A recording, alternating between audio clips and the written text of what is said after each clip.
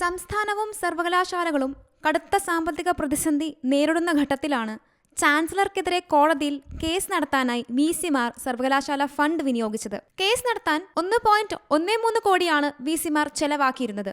VC നിയമനം റദ്ദാക്കിയ ഗവർണറുടെ നടപടിക്കെതിരെയായിരുന്നു കേസ്.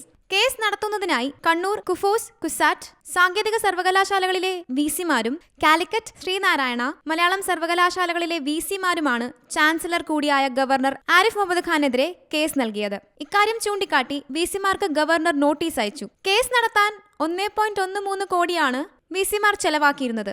ഈ തുക തിരികെ അടയ്ക്കാനാണ് ഗവർണർ നിർദ്ദേശം നൽകിയത്. കേസ് നടത്തുന്നതിനായി 69 ലക്ഷം രൂപയാണ് കണ്ണൂർ വിസി മാത്രം ചെലവാക്കിയത്. സർവകലാശാല ഫണ്ട് വിനിയോഗിച്ചത് കണ്ടെത്തിയതോടെ ഗവർണർ വിസിമാർക്ക് നോട്ടീസ് നൽകി. ചാൻസലർക്കെതിരെ കോടതിയിൽ കേസ് നടത്തുന്ന വിസിമാർ സ്വന്തം ചെലവിൽ കേസ് നടത്തണമെന്ന് ഗവർണർ വ്യക്തമാക്കി. C Malayalam news, Thiruvananthapuram. പുതിയ വാർത്തകളും വിശേഷങ്ങളും ഇനി വിരൽ തുമ്പിൽ. എല്ലാ ഡിജിറ്റൽ പ്ലാറ്റ്ഫോമുകളിലും ഇപ്പോൾ സി മലയാളം ന്യൂസ് ലഭ്യം.